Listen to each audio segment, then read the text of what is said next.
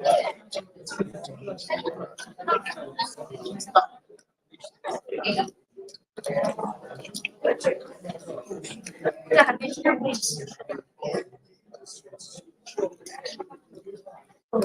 afternoon, everyone. I hope you all had a good day. Welcome to Hex Talk Event 2025, ROI Beyond Likes. It's so great to see all of you here. I'm Rimas, and I'll be the MC for you today. Today, we're diving into something that's really shaping the event and marketing world, influencer partnerships. But instead of just talking about likes and followers, we're going to explore what real impact actually looks like. How do you know if an influencer collaboration truly works? That's what we'll find out together today. Before we get started, just a few housekeeping reminders. No smoking is allowed inside the venue at any time. Please ensure all devices are on silent or vibrant mode. No eating inside LT12. Kindly keep noise to a minimum and avoid unnecessary conversations. Please limit movement during the session and only leave the room if it's truly necessary. Now, we would like to take a moment to express our heartfelt appreciation to the sponsors who made today's event possible. First, a big thank you to Salad LTR for their generous contribution. They have supported us with vouchers as well as snack packs. Thank you, Salad LTR, for helping us bring healthier choices to our community and for supporting the event. Our sincere appreciation also goes to our cash sponsors, Christie Coffee and Christie Suites Hotel. Thank you for supporting us on our Hex Talk Event 2025, and your support helps us deliver a more meaningful and memorable experience for everyone here today. Also, thank you to Jensen for their generous support of our event. Thank you for sponsoring the drinking water that's keeping all our guests, panelists, and participants refreshed throughout the day. Now let us move on to the first agenda. We're honored to have our head of school, School of Hospitality, Tourism and Events, Associate Professor Dr. Kindapan with us here today. Thank you for always supporting student-led initiatives like Hex Talk and for inspiring us to keep pushing creative boundaries. Let's invite Dr. Kindapan to deliver the welcoming speech. Dr. Kindapan, the stage is yours. Thank you.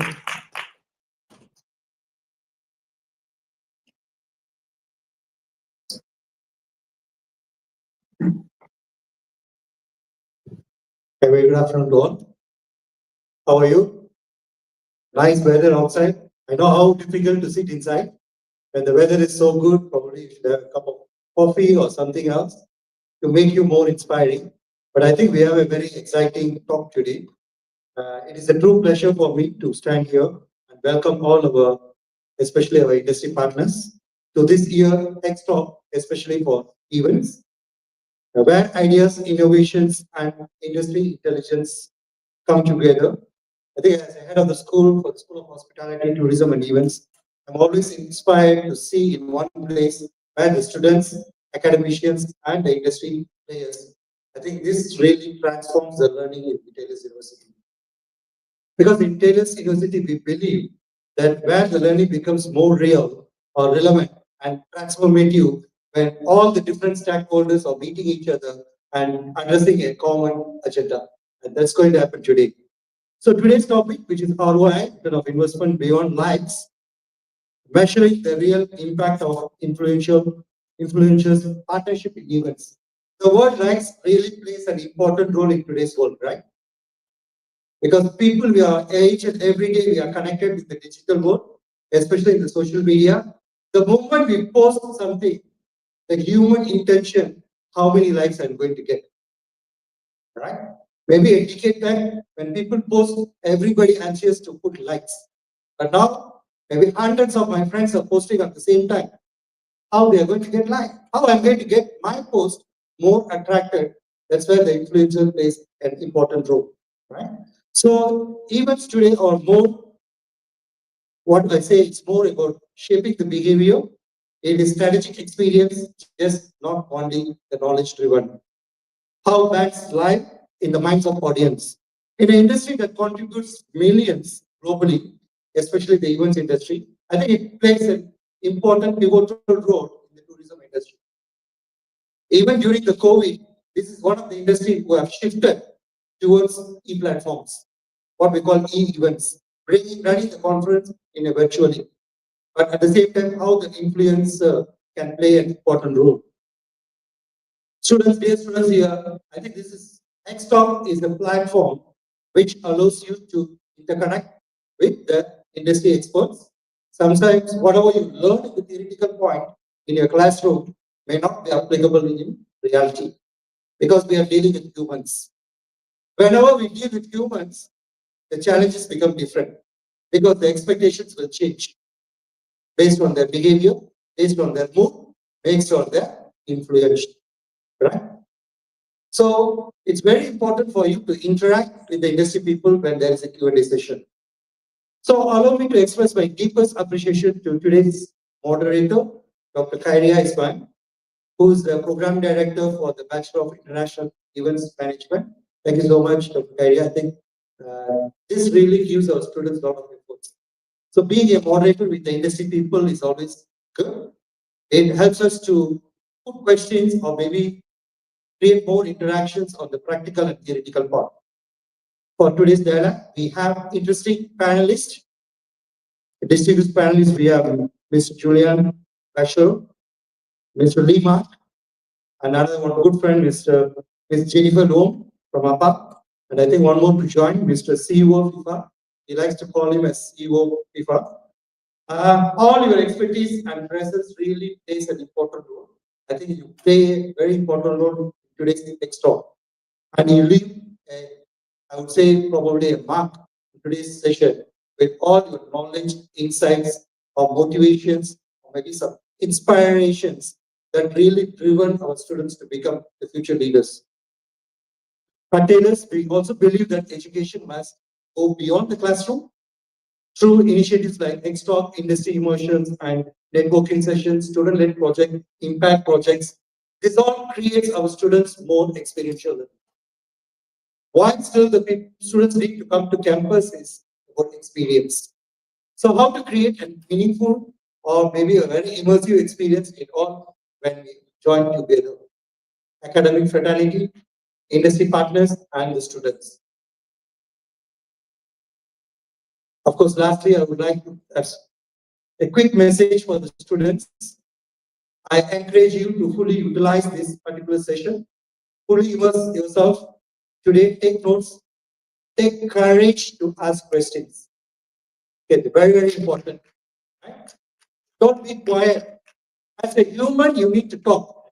The events become more successful when people talk to each other, share experience that goes wider in the word of mouth. Now we do have the influencer. Right? So as a human, you need to communicate to each other, very, very important. And today, I think today's the end of the session. It will also shape you the way how the industry looks at you, how you can create a meaningful contribution to the industry, how your contribution becomes more measurable and meaningful even experience. So once again, I would like to thank you for inviting me. And also I would like to thank the entire organizing team. I think always whenever any events happening, there is always a back of the house. People off the stage who normally don't get recognized. Right? Even in the event industry, I'm not mistaken, it's the same. But they play an important role to the success of the event. So it's very important to appreciate our own people. Sometimes the world don't appreciate them. And it's also very important for students to tell it is very important to appreciate yourself.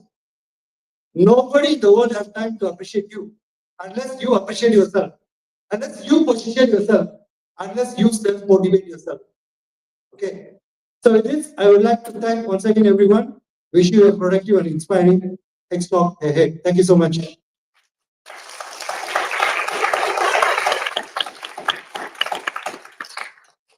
Thank you, Associate Professor Dr. Kandapan, for the insightful and inspiring speech.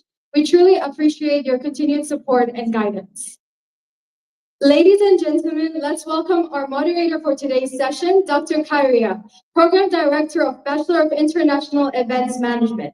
She'll be guiding today's discussion, keeping it engaging and thought-provoking. We're thrilled to have her lead us through Hex Talk Event 2025. We'd now like to invite Dr. Khairiah to the stage. Yes. Alright. So we're also very happy to have Mr. Lee Mark, CEO of Hajus Asia, with us today. Mr. Lee Mark has been a big name in the events and marketing scene, turning creative ideas into unforgettable experiences. We're really excited to have you here with us. Let's give a warm round of applause as we invite Mr. Lee Mark to the stage. Next, we would like to welcome Ms. Jennifer Ong, founder of the Hapa Group. She is known for her incredible work in hospitality and branding, constantly raising the bar for excellence. We're truly honored to have you with us today, Ms. Jennifer. We're honored to now welcome Ms. Jennifer to the stage.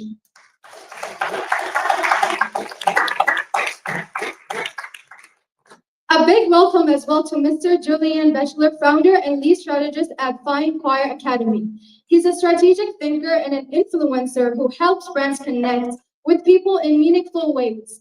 We can't wait to hear your take on today's topic. Mr. Julian, we kindly invite you to the stage.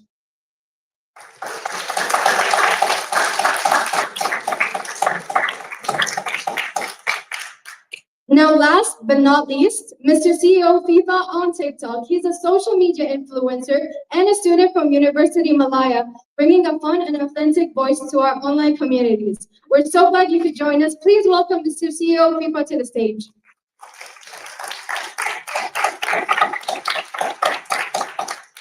I will now be handing over the session to our moderator, Dr. Khairiah. The floor is yours.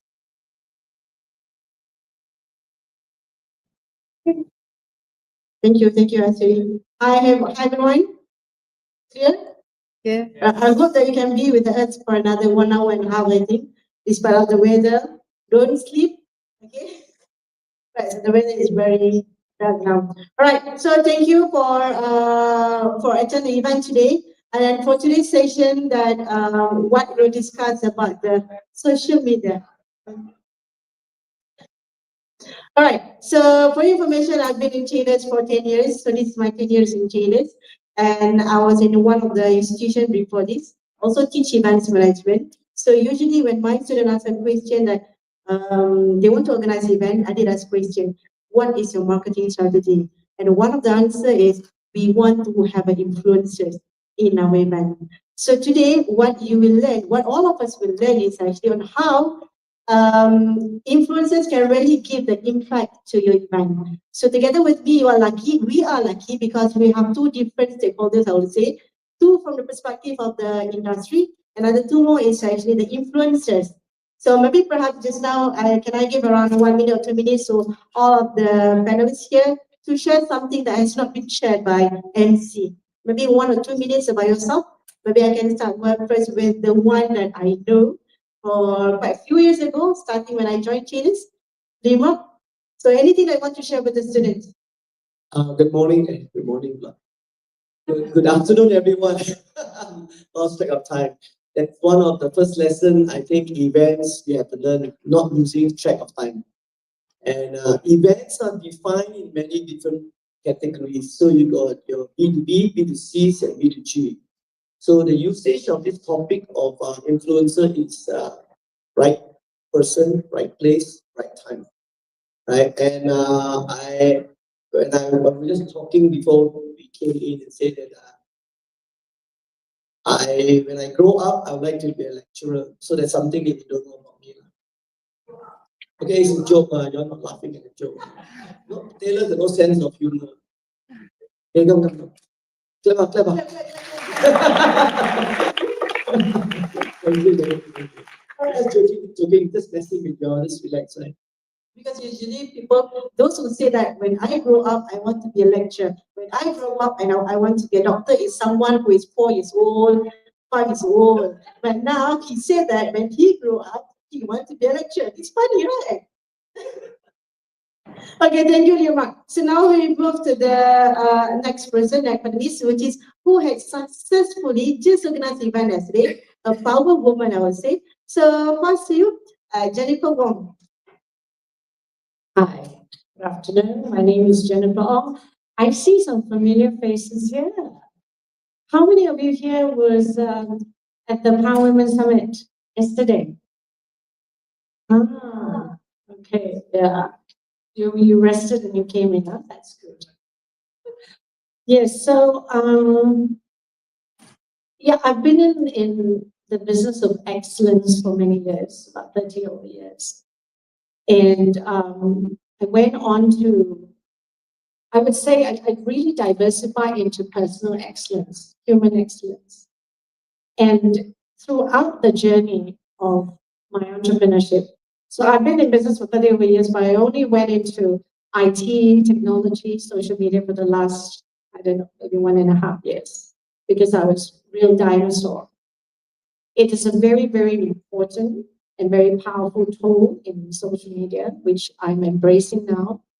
And I've started looking at how content creation is different, which I'm very happy to share with you later of my experience. So the experience, I'm not a content creator.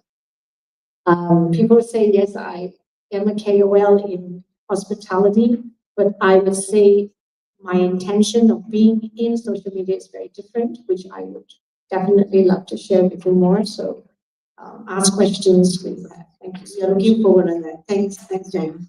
All right, so next we have two handsome guys, I would say. Okay, you are the most. You are the most, and another two is the second one. Okay, the handsome guys. All right, which is to be honest, that when I received the invitation to be the moderator, I was thinking that okay, I know Mark, I know Jennifer, and then another two more. Okay, for instance, then I stalk both of you. I'm being a stalker. At first, I go to IG and I TikTok. I type Julian Bechler. The first one that's appeared is Julian Bechler girlfriend. It's on TikTok. And I thought, okay, I go through. So, guys, you know that Julian, his likes in TikTok is around 4 millions total, am I right? Total. So, yeah, do you want to share something about you, the content maybe? Yeah, of course. Firstly, I would like to extend the appreciation for inviting me and Imran and to highlight the topic about content creation. So a little bit about me. As she mentioned, I'm quite active on TikTok and Instagram. I did my degree in Sunway. I'm currently doing my master's in cybersecurity. Then I was at JP Morgan for a while, where I met my business partner, Ira. Ira, raise your hand. Ira has been at JP Morgan for over 10 years, and currently we do workshops for everyone who wants to have internships with Big Four who are aiming for top companies. To avoid the stigma, initially when I did content creation, I wanted to be famous. I wanted the views, I wanted the attention, the likes. But right now, I use mainly content creation to sell digital products. And yeah, that's a little bit about me. I was also a professional footballer before. Before I went to the 9 to 5, I played in football clubs like JDT, KL City, and I grew up and was born in Germany. But right now, as I mentioned earlier, now I work very closely together with companies, helping students like you guys. So I'm very happy to see you guys here to set you guys up with the right skill set required to enter companies such as Big Four and other top banks. And is anybody here interested to work or has applied for internship for one of these companies? Let's see, we have You two there? the girls, how are the boys? Anyone? Just a quick heads up, the internships from banks. I saw Bank of America, JP Morgan as well. They're searching for summer analysts in Malaysia. Now we have all the big four such as KPMG, PwC. They're all opening the internship now. So right now, if you guys are currently searching for an internship or even a full-time job, I'll definitely recommend you guys to apply right now. Yeah, it's easy. So after this, if you're looking for the internship placement, you can find Miss Julian. Okay, the final one. This one's a bit mysterious because again, when I saw the poster itself, which was Mr. CO FIFA, I did the same thing. I stalked. I typed CO FIFA. Then all the FIFA is appeared. And I was like, is an organizer really invited someone for FIFA? Then finally I saw that, oh, okay, it's a Mr. CO FIFA. And then I tried to find what is your name actually. And then suddenly I go to Google and so on. I cannot find it. Then I just realized actually in your TikTok, it's mentioned there in bracket. Right. So do you want to introduce yourself, Mr. CEO people? Okay. And why is CEO people? Okay. Hi. Assalamualaikum. First of all, you guys don't have to Google my name. My name is Muhammad Imran, which is a very beautiful name. So first of all, I want to say why my name is CEO FIFA. Because at first, when I start social media, I actually use a bit different. And obviously, at first, I start with Muhammad Imran, but after few weeks, I start to realize my name ain't that exciting for people to to follow me. Then I start to change my name to a different one, which in my opinion it will work in maybe European country. Because at first I was a FIFA streamer, the game football game. So I use a name which is not very familiar with the Malaysian audience. So this is something you would see when you start working in marketing. Whatever works in European country wouldn't work in Malaysian because there's two different mentality, a lot of things. And when I first start the first name is Elastico Merchant, which is for Malaysian. They'd be like, what is that? They have no idea what is that. And then after I do some research, after I posted my first video, which got like 100 views only. The 100 views, right? How many people are in this room today? Like, I don't think the views I got in the video is even more than this the one in this room right now. So yeah, after that, like at that night, I just do a lot of research how to grow my followers, my views. I just go on stalking every famous content creator on TikTok just to I scroll until their first ever video to see how they grow their account. And I start to realize at that time there is one social media personality called CEO Batu. He's still very famous nowadays for some obvious reason. But yeah, after I saw his name, CEO Batu, and I start to realize this name fit the Malaysian audience. Then I start to change my name to CEO FIFA. And then that is where it started. Like, Why I started CEO FIFA. yeah, it grows from zero to where it is now. So throughout this session, you want us to call you as a CEO FIFA or Imran? Whichever fits you. I will go. All right. Thank you, the panelists today. So maybe we can start with the first question. Go back to the topic that we have today, which is ROI, return on investment. So maybe my first question will go to the organizer first, from the perspective of organizer. Why do you think that influencer marketing or influencer partnership is very important in promoting your events? So maybe we can start with the handsome guy first. Lama orang tak cakap handsome lah. AJ me. Okay, your question again is why influencer marketing is important? Yes, important in organizing the event, because I know that previously you have the YOLO event on how, and then one of the, I'm not sure it's a panel or not, there's one guy influencing the event. So why do you think it is important? Okay, so I would like to bring this so for understanding a little better. If you are using influencer, okay, let me know how I put this. Okay, in the marketing funnel, you have awareness, lead generation, conversion, and remarketing. You following me so far? Which is, I think, they will teach you this now. But from awareness to lead generation to conversion to remarketing. So if you are using, whether it's an influencer, your marketing, your platforms that you're using, that you're using influencer or events or PR or whatever you're using, is it for what purpose?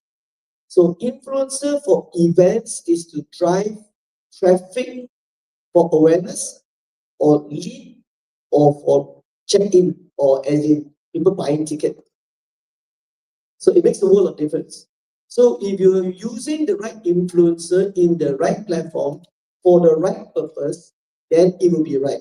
Because I think one of the topics that we were talking about is likes and now your associate person say your likes and your click-through rate and then or the engagement rate.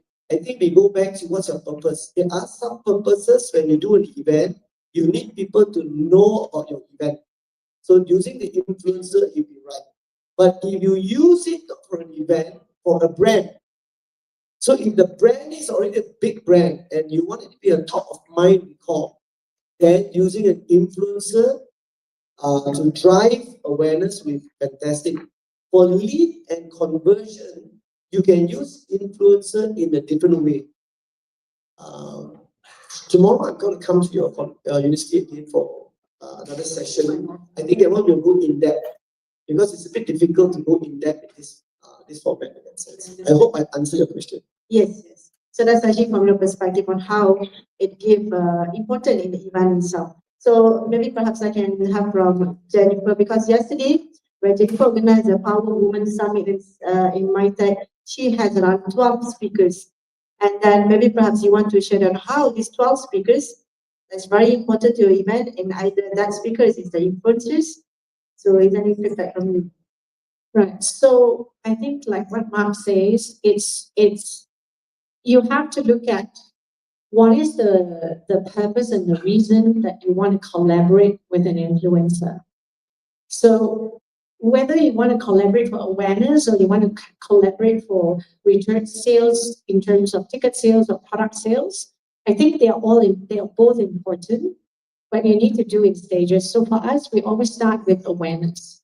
So for example, the summit, right? So what's the purpose of the summit is to create a platform for women to attend, to be empowered. Okay, we know that. So who are the speakers that we want to bring in? So when we picked our speakers, I didn't pick them because they were influencers. I didn't pick them by looking at how many followers they had. I picked them because their values and what they do were aligned with the summit's purpose. So that was the first thing that we began with. Then we started asking all of them to create a video. The video to tell people what they're going to be talking about and, getting people to come. Now, if I had relied on every 12 speakers' videos to bring sales, the summit would not have happened. Because they are speakers, they are there to give content, to give value. At the same time, they helped us to create the videos because they wanted to tell people they will be speaking.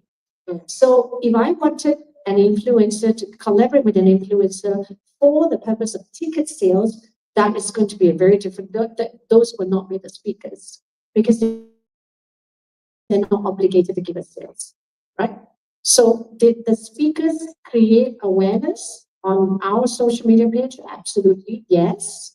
The people who came and attended the summit went, wow, how did you get these 12 speakers? Like these 12 people are so amazing, so difficult to even get in touch with. How did you bring them in, right? So the collaboration with influencer for events, is it important? I think the answer is always yes. It's never going to be, no, it's not important to collaborate with influencer, but you have to know why. Now, I think the event student, well, some of you may not know, I'm actually doing part-time lecturing here for events, right? So those who attended Power Women Summit, they proposed that we should work with influencer. And they gave me two influencers' names, right? One was Christina, the shoe, what's her name? Christy, sorry, Christy, you're recording and posting, at least you know I'm saying sorry. Christy, and I said, why? Why her? She said, oh, because she is a woman empowerment, she's, she can do this. I said, okay, so what is the purpose behind introducing her? So that you can get ticket sales. I said, that's absolutely wrong. Because no one that you collaborate with, unless they're paid for that purpose, is guaranteeing you any ROI. It's not going to guarantee you ROI. So knowing the reason why you want to collaborate with an influencer and collaborating with the right influencer for the right purpose, that's the beginning of it. And I think that's absolutely important for them to say that to the client so there's no expectations of why no sale one? Hello, you're collaborating for what? So meaning that the point that you mentioned just now is the value. Yeah, so it's a value. So for me, for Power Women Summit, even though there may not be sale of ticket from these speakers, but the value to see them, their poster, their face, their video on our page of social media, that added value to the event because those posts will remain in our page forever. And they will go like, wow, they're going to say, wow, if someone like CEO FIFA who scroll all the way down is going to say, wow, this event, my God, look at the speakers. Wow. So I may not get the ROI now from these speakers in terms of ticket sales, but in a couple of years when the event goes global and people want to check us out and say who these speakers are, and someone will say, you know what, we have so much credibility, here you go, 1 million, go do it somewhere else, right? So it's not just immediate now, but it can also be your future value of working with influencers. So it's very interesting fact. And just now, since Jennifer can mention about the value, and I also want to ask a question to the influencer just now. How do you think that as an influencer, how do you ensure that your contents give the value to the society or community? Yeah, on this point, I actually agree with the industry leaders. There's a very common stigma that a lot of content creators have like nothing here in the brain, and to be honest, it's very true. And to be honest, initially I was that kind of person when I started content creation. I really just wanted the engagement. I just wanted the followers, the views, and to make money and to generate a lot of profit out of it. But when I initially applied at JP Morgan, I told them that I have over 120,000 followers on TikTok. They didn't even they didn't even care, right? To be very frank with you guys. And so, as the industry leaders mentioned, yes, they're great for engagement. Yes, they have a huge audience, and you can do a lot of things with content creators and influencers. But when it comes to actually inviting them as a speaker, obviously you need to do other types of filtering and selection. But as Mr. Lee Mark said, content creation itself, there's a lot of mechanics behind it. As a cybersecurity student, we actually engineer and go through the specific algorithms and how they were designed. And so content creation in itself is a skill you can learn. It's also the reason why a lot of companies set that as a direction, also as an emphasis to focus also specifically in terms of marketing. So that's actually, yes. So that's actually the one that you want to ensure that the contents give a benefit, or maybe perhaps the value to the community. How about you, Mr. CEO? Okay, for me, as an influencer as well, I actually, I think like 3 years ago, I actually organized an event myself, which is a football event, where I brought influencers, because at this time, I have to be the influencer marketing. I have to choose which influencer is the best. So among influencers was lifestyle, which is people will be asking, this is football event, why bring lifestyle? Because if you bring lifestyle content creator, they can generate awareness everywhere, not just college, they can get your lifestyle, just everywhere, everyone. And obviously, if the only one that I bring is a lifestyle content creator, other than him, all is footballer. And there's also YB said it was very humble to accept my invitation. I didn't pay him anything. He just said, you want to join me? So I was like, cool, and he's also there. He's also there, he's my keeper.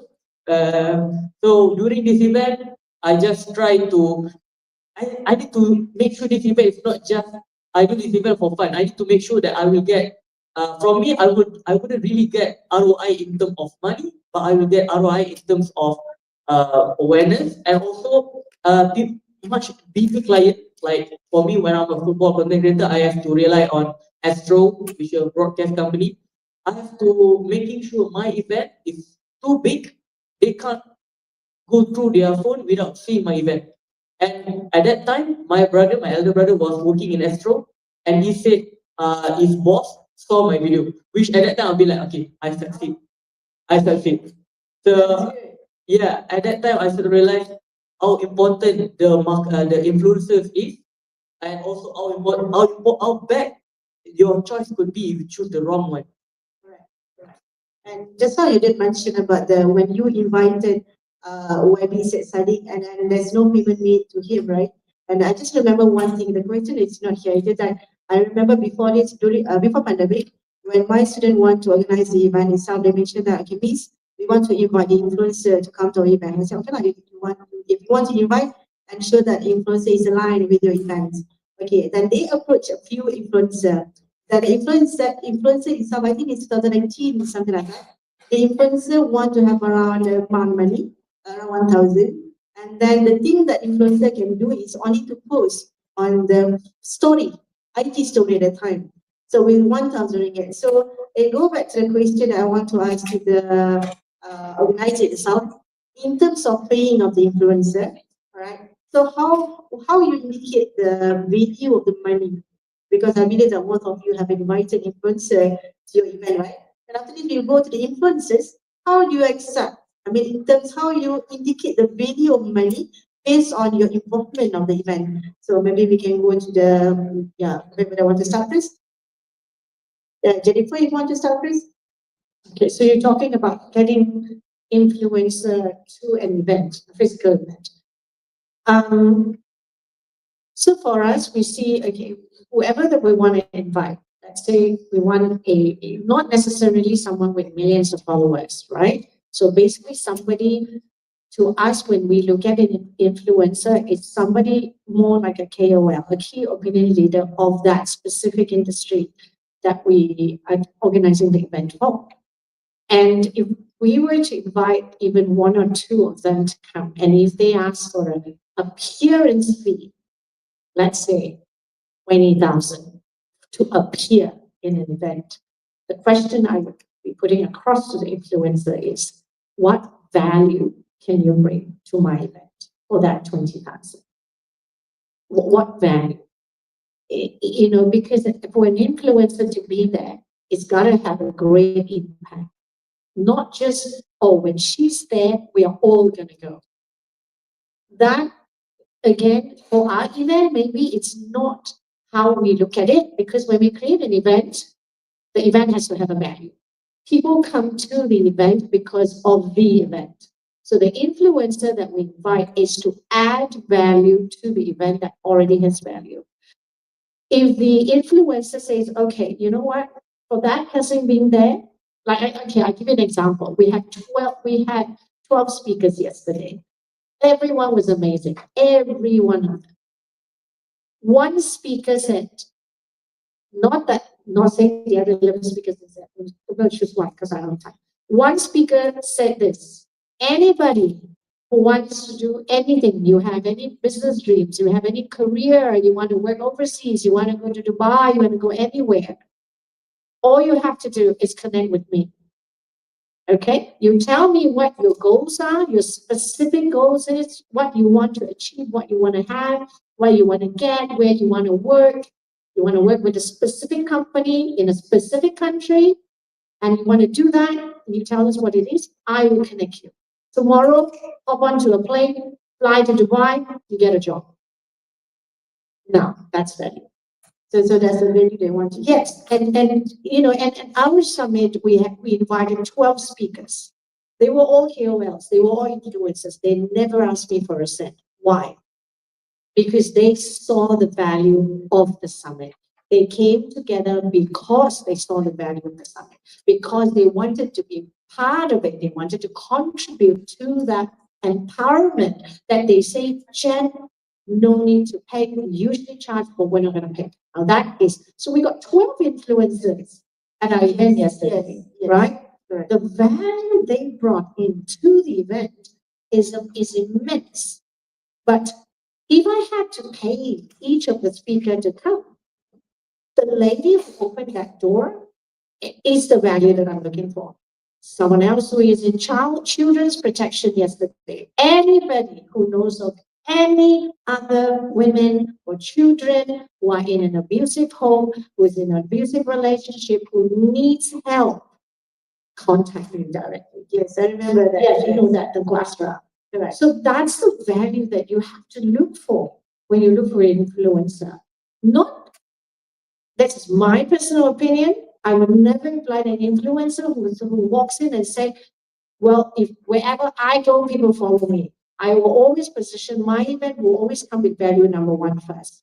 The influencer that I invite has to add value to my event. That's how the model that we work in, to ensure that our event stays number one value, Yes. and everybody else is the added value. Right. That's Yes, when it yes, explodes. Yeah. Correct. So how about you, Nima? Is it the same thing? Same opinion? I look at it in a different perspective. What Jen says is correct in many ways. Let's define the word influencers. I think in the earlier days, we're talking about someone influences you in terms of your feeling or your CTA, call to action, or influence your direction, or your policy, or your way of life, or trend and your preference, or your purchase habits. Those days, I think the word was used as KOL, like Jen saying, key opinion leaders. Then he went to the word now influencer. And most influencers do not like to be called influencers. And they like to be called content creators. Correct? And what is the difference between a content creator or an influencer with a subject matter specialist? So is your doctor here an influencer in what she does? She is both teaching and lecturing and influences your life in one way or another, but you don't call her an influencer. But she's a subject matter specialist. So in terms of influencers or content creators down here, could be subject matter specialists. I think one of you was saying that lifestyle, that beauty. They are people who specialize on one category. Right? There is a legitimate aspects of it, but you can also be lifestyle. It's your lifestyle, right? Then maybe I think your age you will know this called Fire Festival. Have you heard of Fire Festival, guys? Yes, the one in Bahamas. Fire Festival, right? The failure one? Yeah, the Fire Festival. How did they market? They use the Kardashian, right? The influencer. Yeah, correct or not, guys? So you tell me, is it a successful thing? Oh, I think it was damn successful, regardless of how much they pay, correct? But where is the integrity on using the influencers? That's another story down here, right? So integrity will be different. And then I believe there's online and offline influencers in that sense. Some like to play low. So if you say 100, 1,000, so what's the difference between the end goal that a lot of people are saying that now people use the word KOC, key opinion customers, and then people use the word UGC. I'm sure you understand what is UGC, right? And another category of influencer is celebrity influencers, right? So what kind of level influencers? We go back to why you do what you do. So you have a little bit more money, you spend a bit more, you put your investment here. And Jen is also right, because if you don't do it right, you are not adding value. But in many brands, I work with a lot of brands. So the brands do invest a lot on influencers because they are talking about either awareness or they're adding value. They come to the event hoping that the story is an attraction, hoping that the content is more interesting than getting somebody else to do it. So there is an avenue for that aspect as well. Correct. That's not it. Right. So I think to conclude based on what you mentioned, the awareness value.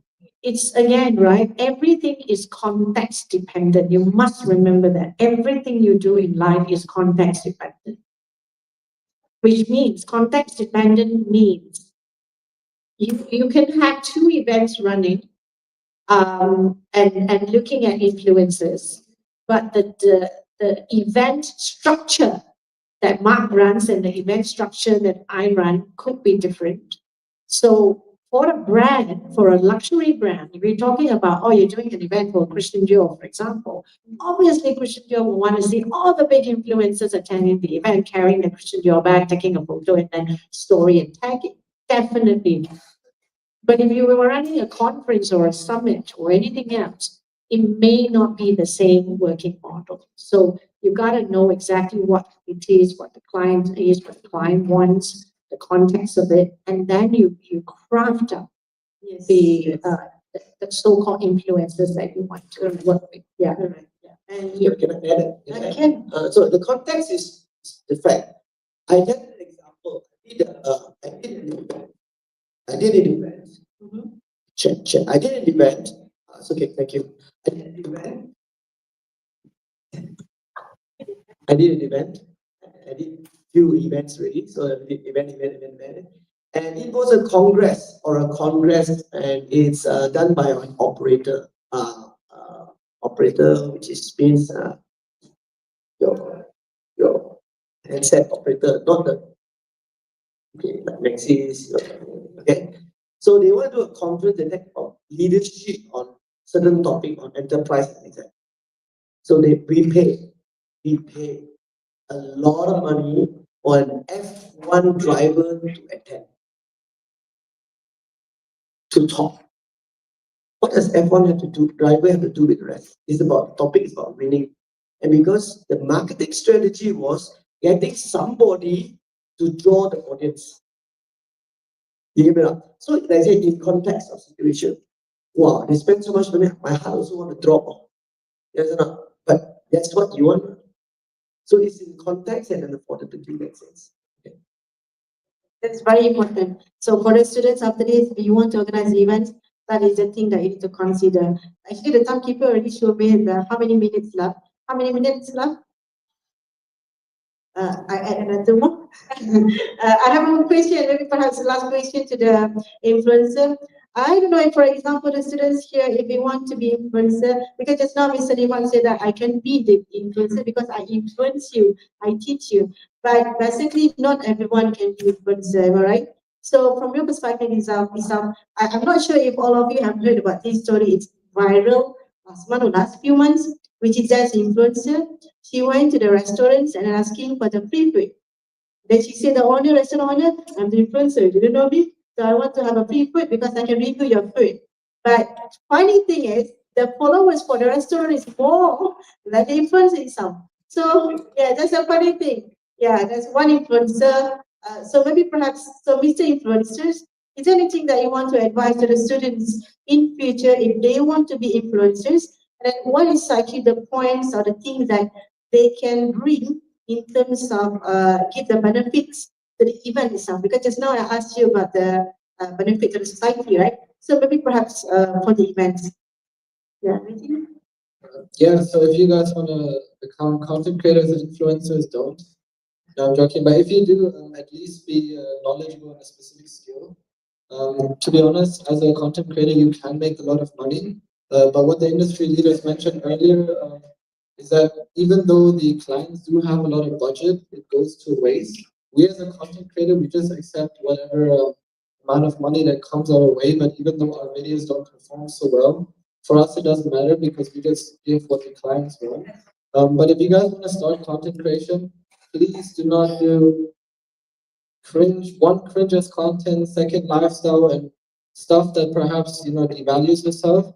You see politicians who become content creators as well, but you should use content creation as a tool to showcase more of who you are, but don't use it to have the primary purpose of making money or having the end goal of having all these type of followers. Because I've been in the stage before and it doesn't really feel so satisfying as people think it is. Correct. Because before you proceed, I remember Khairiah Ismail when he won one of the, I think it's TikTok, something like that. He mentioned that if you want to be as a content creator, you need to be smart. You need to be you need to have education. So just now, Mr. CEO, you're from UM. So see, the content creator need to have education so that you can educate people. Yeah, continue. Okay, what Julian said is true. Being a content creator, that means you are rich. But just because you have money doesn't mean you have to stop studying. Because before this, I've been working also with few influencers like they are like Isa, which is the top of the top, and they asked me to stop studying so that I can work with them full time. But then I'll be like, no, I'm not going to throw away my UM just for you. Because at the end of the day, although my UM course is totally different than what I'm doing, They ask you to stop studying. yeah, because they want me to be full time with them. Because at that time I was just part time, they want me to be full time. But then I was like, no, I cannot. I have to maintain my course degree in biodiversity. But like what Julian said, content creator actually brings you a lot of money. And just because that money is too much, just remember one mistake can make you from getting, I don't know, 100K per month, you could get negative 100K per month. So one mistake from content creation could do that for you. And also, as a content creator, don't waste your time too much for something that doesn't give you value. Like whenever I've been 2 years ago, I went to Germany because the football league from Germany invited me to go there. There was no payment at all. But I still go there because I see the exchange value. I got to go to Germany because who can pay me to go to Germany for free? But second of all, I got to see one of the craziest football stadiums in the world. And all the videos went viral. And even this year, on April, I went to Spain. But yeah, this one I got payment, but not as much as I usually got. But still, after I review everything that I can get, everything the value they provide me, not just I went to Spain, I actually met a football player that I don't remember, I think 2022 or 2023 was the best player in the world. His name is Luka Modric.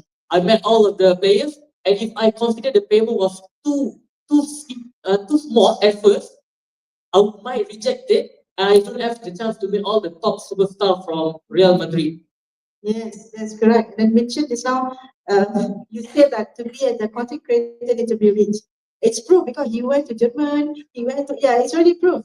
And I think just now we have a two different perspective from the organizer itself. If you want to have the influencer to be in your event, what is actually the ROI, return on investment that you're looking for? What is actually the value that you're looking for? And the most important thing, like what Ms. Jennifer and Mr. Limak mentioned just now, is the awareness when you want to invite the influencers itself. And then from the perspective of the influencers, if you want to be influencers or content creator after this, you need to ensure that your content is smart. Okay, and then Julian mentioned that don't make a silly content, right? Did mention about it. Okay, so I think it's very valuable advice to all the students here because I believe that all of you, maybe you have more followers than us, right? Maybe me lah. Maybe you have both of you have more lots of followers. So please ensure that whatever content that you bring into your social media platform is a good content. So I think it's end of this sharing session. Shall I pass to Asiri? Thank you, Dr. Khairiah, for your questions and the insightful discussion. So I'm sure that everybody has learned a thing or two. So now it's time to put it into an activity. Okay, so put your influencer instinct to the test. Please scan the QR code on the screen to join the activity.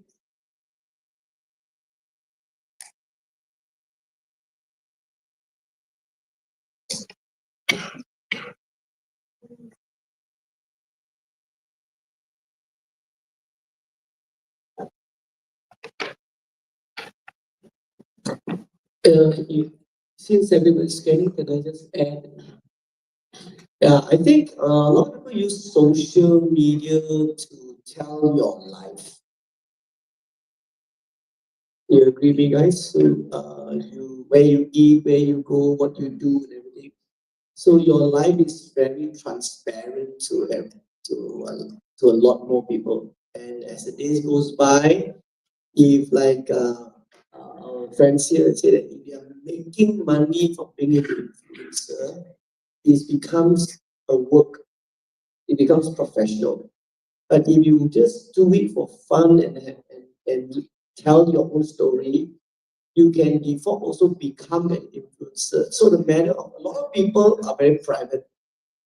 You don't know my life. Yes, I know. So then they create a persona that that does business. So maybe it's something you all can consider if you're. It doesn't mean that you, the person, have to be that, right? Like Mr.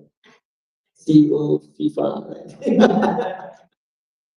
But yes, Um, okay. Okay, thank you, Mr. Lee Mark. So back to our activity. On the screen, you'll see three influencers, A, B, and C. Look at their stats carefully. Followers, likes, click rates, conversions. Which one do you think gives real results?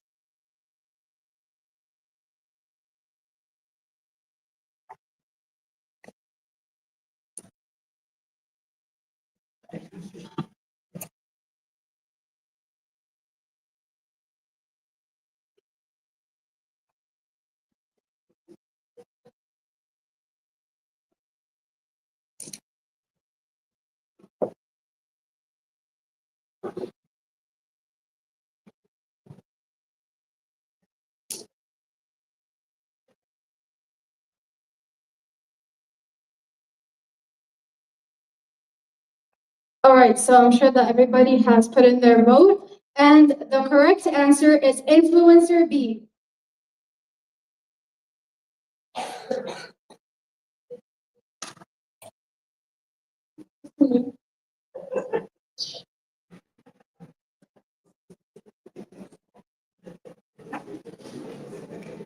So name is unknown, but let's move on. So the reason why the correct answer is influencer B is because even though influencer B has fewer followers, their engagement and conversion rates are much higher. This means that their audience truly interacts and takes action, which gives better ROI. So in influencer partnerships, quality of engagement matters more than the quantity of followers. ROI beyond likes equals real engagement plus conversion. I will now hand over back to Dr. Khairiah to continue with panel session 3. Thank you.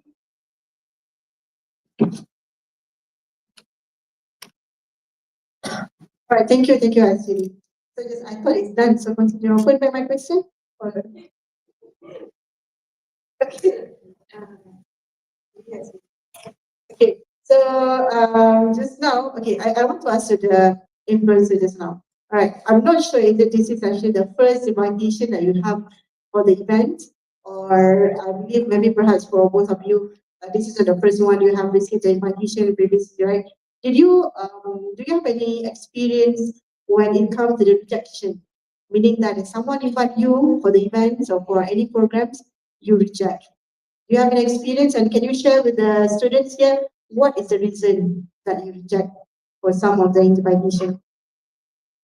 Okay, I don't really clearly remember which one, but I reject a lot of things. But but usually, whenever I reject an offer, it's because the exchange value is not there. And I'm not just a content creator; I'm also a student. Like right now, this week I was having a mid-sem break, so that's why I'm free. I can just go anywhere I want. But usually, I will always look at the exchange value. What can it give me today, or maybe tomorrow, or maybe next year? As and also, what can it bring me? Maybe future investment, maybe in terms of money, and maybe potential client. Like I said just now, when I go to Bundesliga and the German league, it doesn't give me any money. Even the experience itself wasn't that great, to be honest. But because of that one experience, the Spanish league, they kind of look at me and they be like, okay, this guy is suitable for our current project. And when I went to Spain last April, it's not my last ever time going to Spain because they are actually trying to preparing me for another project.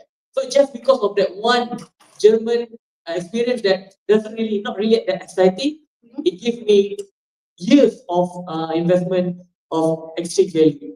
I see. How about you, Mr. Julian? The way I see it, there's two types of rejection. There's one, the commercial rejection, and one that the rejection that doesn't align to your personal values. But in terms of the commercial rejection, for example, at one point, actually right now I was endorsed by Under Armour. So with that commercial clauses, you're obviously buying to not do advertisement with other brands. But from a personal level, and that's where I lay more importance is if if the specific deliverables doesn't align to your, I don't know, personal interests or personal beliefs, or if the topics or the products are very sensitive and it's something that you from a personal level don't agree with, that is also a form of rejection, I see. You see. So that's actually based on your experience, right? Okay. So just now I asked a question regarding that. What is actually the things that you're looking for when you choose an influencer that answer given by both of you is value awareness. Maybe perhaps I can go to another way around, which is if the students, from the perspective of the students, if they want to organize the events, which influencer that they should avoid? Meaning that what's actually the point that they should avoid to invite influencer? Dropshippers. I think it's always this way. Put aside affordability you can afford, right? Put aside that first, right? And put aside the match. That means you have to do the homework between the right influencer for the right event, for the right timing, those kind of thing. Good news, bad news, that kind of story. I think one of the criteria I would choose is the influencer that we can work with. Because some influencers are really up their Level? up their ass. Okay. Yeah, yes, and so they don't really correct. Correct, correct. Yeah. Yeah, correct. Tama. I have nothing to say. You agree. Yeah. And you sometimes can tolerate them because that's their value is there. But if it's so hard to work, the working conditions can be very miserable for everybody. So I presume from the influencer point of view, sometimes the agency is really full of themselves. They don't know what the client wants, they don't know what they're doing. Correct, betul lah? Betul lah? Some agency you love to work with because they know, okay, A cannot do, can do B, it's not get objective done. Right? So then some of it, the clients they don't even want to talk to you, want to go through the agency. Right? Betul. Some will say, I want to meet you. Betul. So the different type of, when you talk about events and brands and things like that. So for events, particularly is whether you are driving awareness or lead generation that your sales team can follow up, or you are actually getting them to pick and come or pay. You understand? So that is how we would choose it, and then you want to work with in that category. That would be my opinion. Yeah. How about Jennifer? And for me, I think everything we do, whether it's choosing an influencer or a business partner or a project partner, you have to be aligned. Apart from values, apart from purpose, the alignment of whether you can work with each other, whether there's flexibility, or like what Mark says is, no, this is my rules, I play it my way, it's my game. And even though they could be top influencer, but that's their stand, which, well, no judgment, that's how they work. And if you're okay with that, then it's okay. But if you're not okay with that, which means you're not aligned with that kind of system or the values, then find someone else, right? Because there's so many influencers in the market.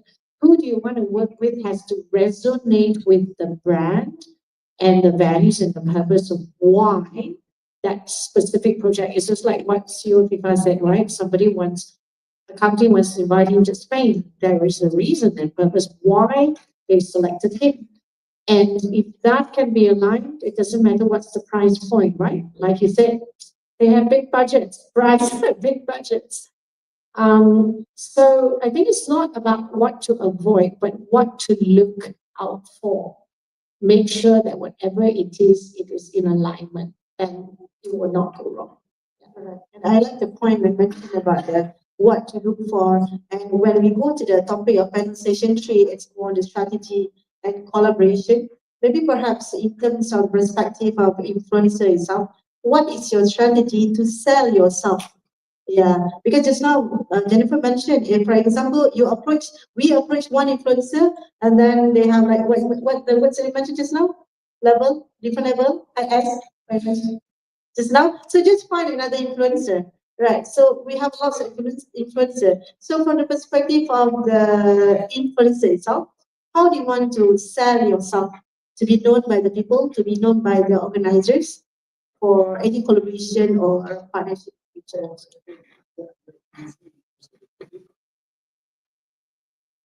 Okay, I changed my question because he's our IFP, Industry Advisory Panel, so I need to listen. You gonna get your question? Yeah. Is it easy to work with the influencer? You are the influencer. Very direct question. I like what Mr. Lee mentioned regarding expectations. One client having high expectations is another, but what's even worse is creators or content creators being full of themselves. And I've met countless of creators who are just have expectations really high, as Mr. Lee said, but there's not much under the hood. And for example, content creators in Forex, I don't know if anyone of you guys do Forex. There are a lot of content creators out there who talk about Forex, but when it comes to the actual investment markets, they don't have much knowledge about it. And this is not the way I'm saying it is, it's not really essentially negative, but you have to understand that the way the content creators work is at the top of the funnel, there's always some type of course.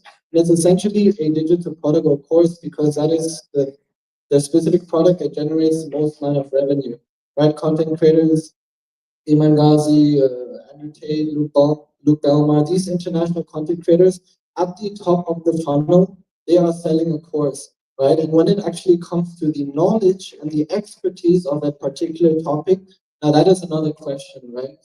And so when it comes to dealing with content creators, to answer your question, Mr. Lee, I think I'm quite hard. No, I'm quite okay. Yes, okay. Now I have to answer about how working with me. Okay, working with me, some client thinks I'm very easy to work with. Some will look at me and be like, this guy, oh my god. Why? Because like I said, I always stay or stick with what I want and the exchange of value. Like with Spanish league, they really think I'm very easy to work with. But actually, there's also times when they think I'm very hard because when I was about to fly to Spain, they gave me an option. Okay, you the flight itinerary. I think I saw there will be a layover from Amsterdam to Bilbao. There will be like 2 hours, and I told them, is there any way that I can make this longer? And then like the thing was supposed to be straightforward, but then I just came there and I asked something extra, and just because of that something extra, a little bit of the extra thing, I got a 12-hour layover at Amsterdam, and I also actually traveled in Amsterdam also. But yes, what about those who think are very hard to work with? Usually, this client, they are like, I don't know, they are very focused on ticket selling, and okay, I'm okay with that because I also create my own event before, so I understand why they want the ROI. But asking for me to help you with ticket selling, I'm not your sales marketer or whatever. And they're not giving me anything. They just ask me to talk. And I was like, if I just talk, no one really gonna like it's not exciting just for me to say and I don't really have anything to show them. Like for Spain, for Spanish League, they give me material like the football player, the world star. I actually even featured in the official website, gaining like almost 1 million just wearing baju Melayu and meeting those stars and ask them, what do you think about baju Melayu? That video itself gained almost 1 million, but the answer was so random. That guy just said very fresh, the very random answer, but still get 1 million. And that's something that I can work with. If the client gives me something I can work with, then I'm very easy to work with. But if you give me nothing and you're hoping me to be your sales marketing, I just couldn't do it. I'm just going to be very hard. I think the reason of why Imam asked me to change the question because from the perspective of organizer, they want to see that whether influencer, both of you is easy to handle, easy to work with or not. Because again, at the same time, whenever the answer that you given just now, you either you aware or not, you're actually selling yourself to the organizer just now.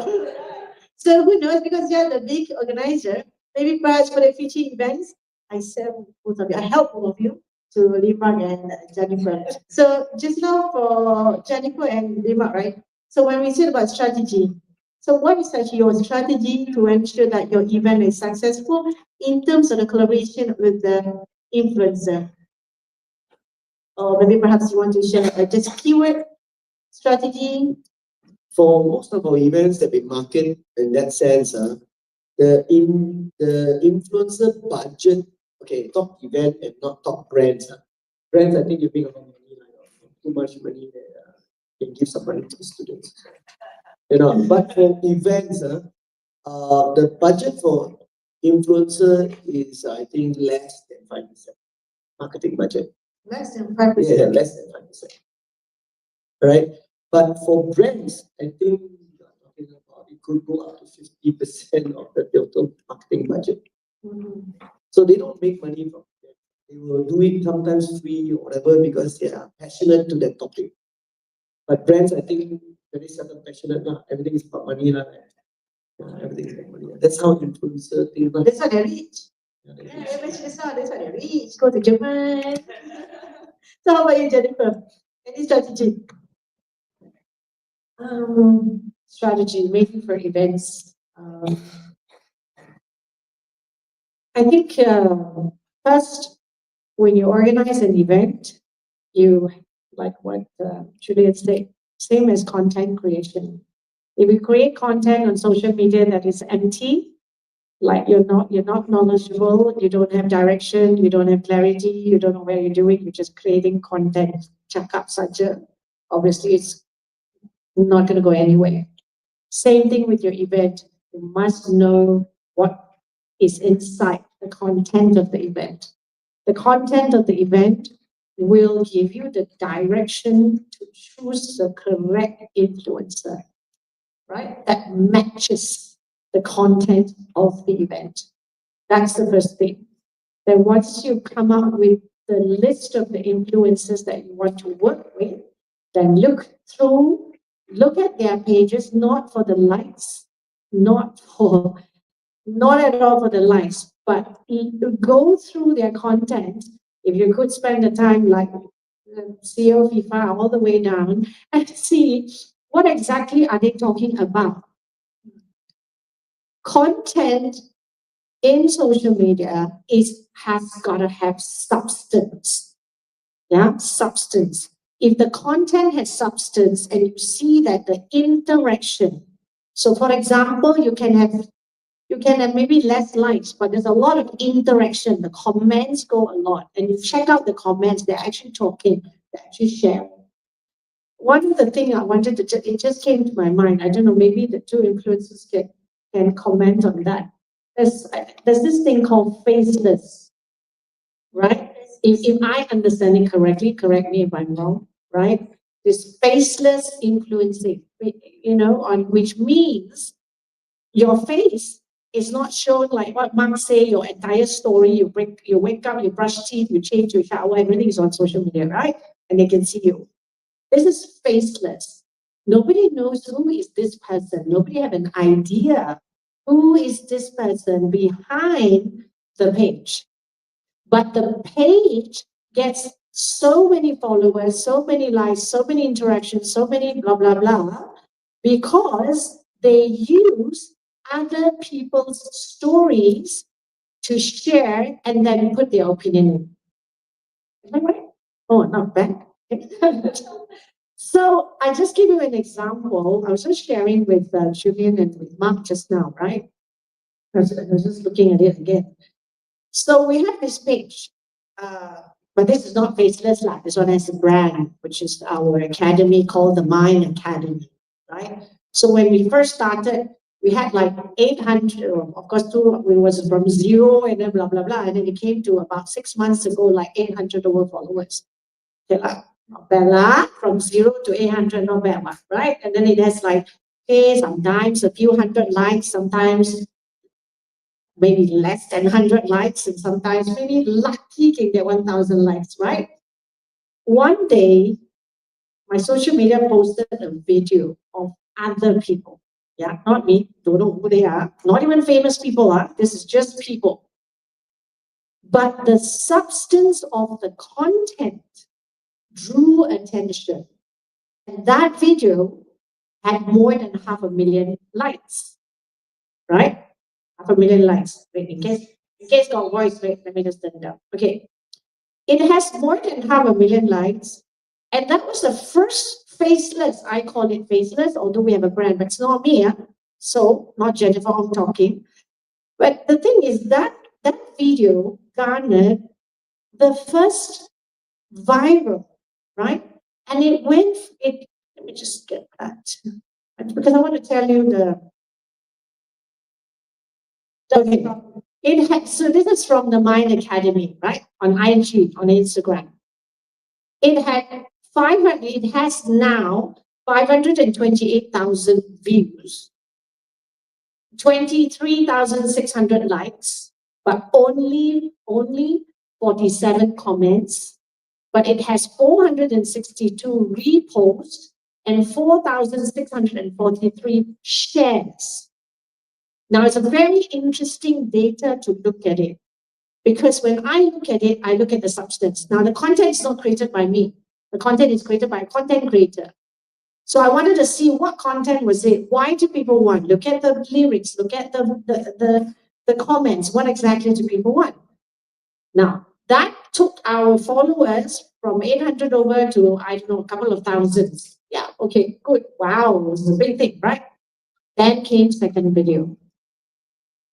Second video was, okay. Second video, 1.7 million views. Right. Don't understand it. 94,500 likes. 5,657 comments. 4,148 reposts. And 49,400 shares. This is on IG. I didn't understand. I watched the video. I listened to it. We don't need my video to be there to get 1.7 million likes, which maybe hopefully one day I will join them to Spain. But the thing is this, you gotta look at, you know, the substance, the content. Has it got, is it empty or not? Is it empty shell? Or is there with real good stuff? Because if you can create content with substance that has connection with people, digital has taken connection away from human. There's no human connection here. There's no human connection. And that we all live in a digital world, right? All of you here is using laptops and phones, and you talk to your phone more than you talk to your mom, right? Or your husband or your wife or whatever. I hope not, but that's it.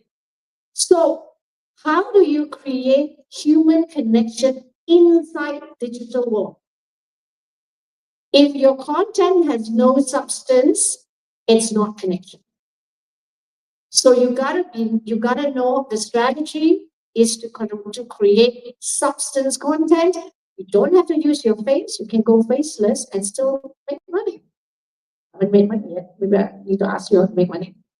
So that's how that I look forward from now to actually collaborate with, so you can collaborate real person in terms of influencer, or you can use faceless where you use other people's video, but you gotta know the legality rights, which, you know, I don't know, you gotta find out, how you want to use.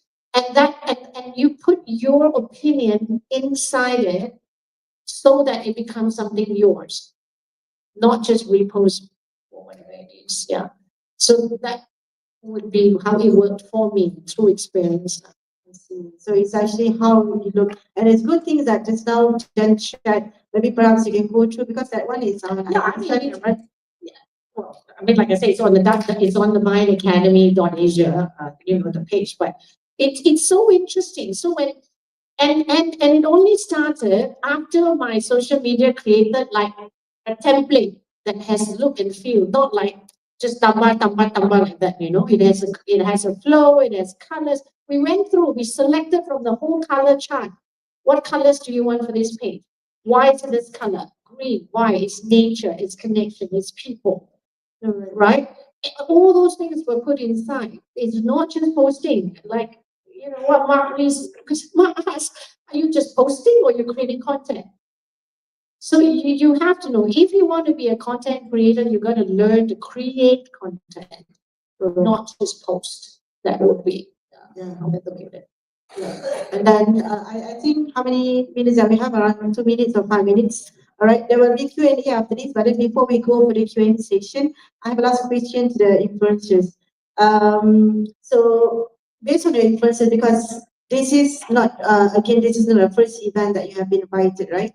Maybe perhaps for the future reference and for the reference for the students as well and the organizer, what is actually the thing that you expect from us, your expectation from the organizer to know you, or maybe perhaps when they invite you, what is actually your main expectation?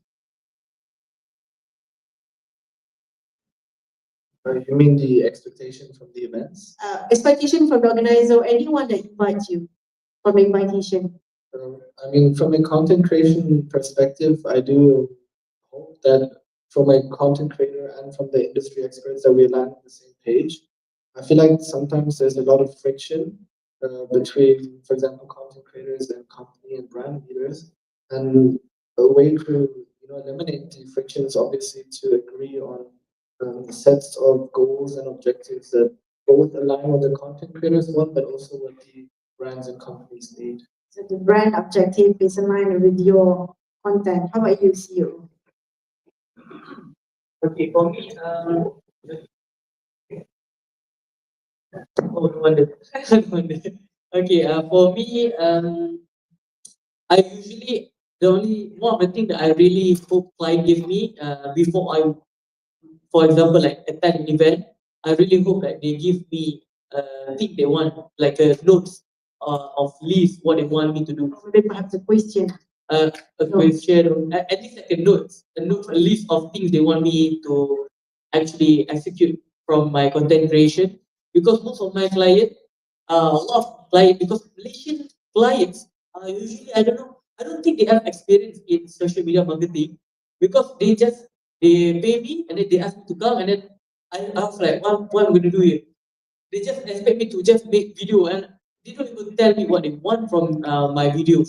So I'm actually expecting them to give me a list of things they want me to do and what they're expecting from me. Because whenever that happens, they get a lot of views. And they get a lot of views with meaningful views, not just I just go there and I just appear there and move on. Like also sometimes I got invitation for press conference. Like Malaysia recently, there's like this Uruguay football club. Very random. I don't know why they came to Malaysia, but this organizer asked me to go there and cover press conference. I was like, what? And that's it. They just asked me to come and cover the press conference. I was like, I'm not a newspaper, but the money is good. So I'm like, Just do it. yeah, I just do it. And lucky for them, the football player for the Uruguay national team that they promised us, I met him at Spain. So I just used that, and then that's why they got the views. But at the end of the day, they actually scam all the buyers. The football player that they have been pressing about, they say this guy gonna come, this guy gonna come, ended up not coming. And I was like, and then whenever they people ask me why this woman don't come to for the match, and I was like, I don't know. I'm not the one that organized the event. Yes, correct, correct. And then based on your expectation just now, I have one question that need your honest answer. Did the invitation today meet your expectation as an influencer? It's okay. It's okay. It's only is that the expectation? Because this is a learning process, right? Learning process for the students. Just for your information, we have around how many students? 31 students as the organizer for this event. It's part of the module. And then what out of 30 students, we also have a students exchange students. Daria from Ukraine. Okay. Yeah. So we need your honest feedback. Is it this invitation meet your expectation? Okay, to be honest, this is very honest for me. Don't be sad because it's not really bad. This is not the usual thing I do. It's not an usual invitation. I never really go to an event and give a talk. And This is the percent. this is my first time because I love to talk. So Really good. yeah, and this is also my first time speaking in English for an event. Usually I just speak in Malay. But I think I hope I did good. But yeah, I love that confidence. even when some of the staff, I think they say I'm the last one, I said it's okay, save the best for the last. So, for me, the expectation is not like what I expect from the other clients. It's just that I just want to come here and give a talk, and I want the students of marketing or the event management to know it's not just about learning in the classroom. It's a lot of things, different stuff. And I learned a lot of things, not just by studying. I met a lot of people with connections. One of the things that I experienced before is that I got offered a marketing manager role for an Lakeside, which I was like, what? I didn't even finish my degree yet, and then he offered me.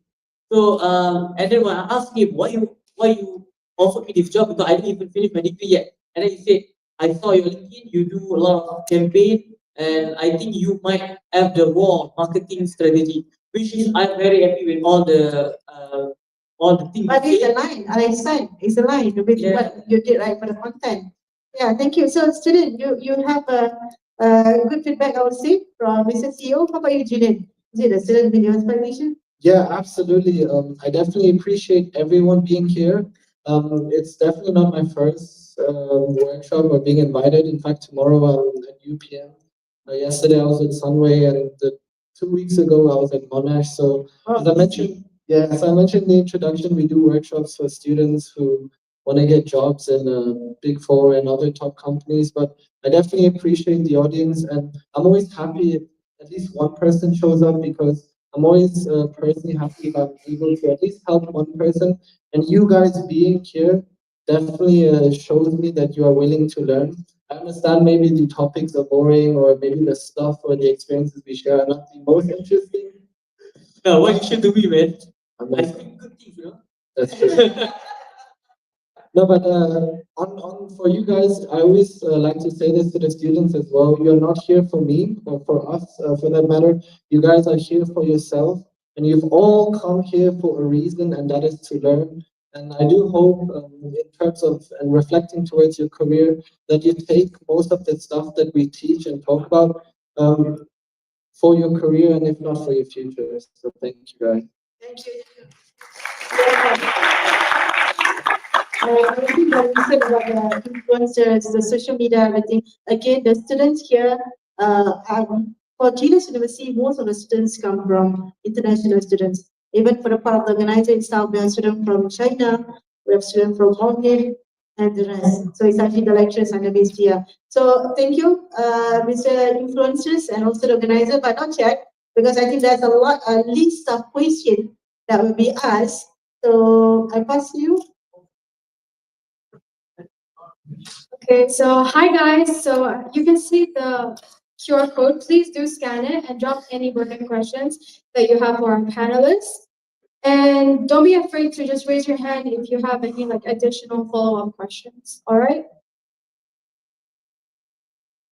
Please get the code and give me some art question. I want to see the art question, please. Hard questions. So should I read the question now? Okay. That's why, because I'm too young actually to read the small one.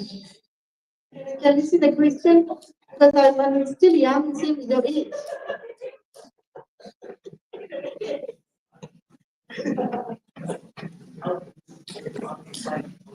Younger than you are. Okay, so we have a list of questions here. So this is right. Okay. Wow. Okay. I will go with the first one. How can I promote my new book? Oh. So this is from Tariq. Tariq is here. But the name is Tariq Trauma. What's the thing? Trauma. Okay. So the question here, how can I promote my new book titled How to Deal with Trauma from People and Child in Work Time? Work times. Work time. It is only available for shipping. Oh, I think this is another. I will skip this one first because the question. I would like this question regarding the book. Maybe perhaps you can ask Dr. Kanapan. I thought Dr. Kanapan is love. But after meeting, okay, Tariq, if you are here, Lauren, I will bring you to Dr. Kanapan to answer this question. All right. Okay, so next question here is how to be influencers. How to find our niche. How to be influencers. Okay, this question, when I saw that question, I was saying like that was a good question because I actually changed niche 3 times. 3 times. At first, I was actually making videos about aquascaping. Do anyone know what is that? Yeah, I was doing a video about that because I was biodiversity student, so I really love those stuff. Quite a net, yes. But just 2 videos technically, because after 2 videos, I start to realize what an expensive hobby. So after a few years, now I start back, but I'm not gonna make any video for that.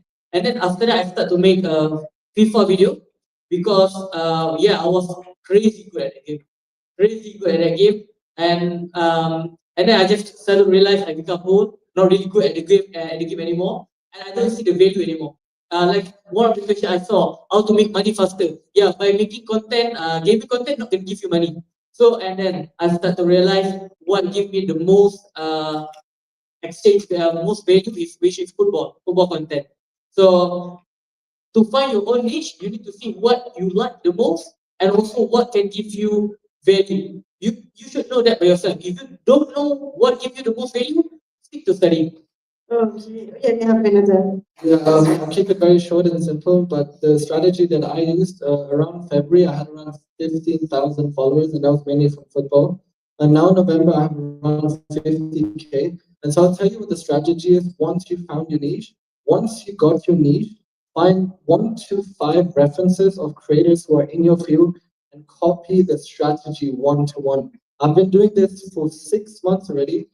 You know, my content ideation, 0. I did 0 brainstorming for my content. I literally copied from A to Z the in-text caption. I copied the entire caption. I literally copied 1-to-1. And the funny thing is, the amount of creators that texted me saying, "Oh, you stole my content.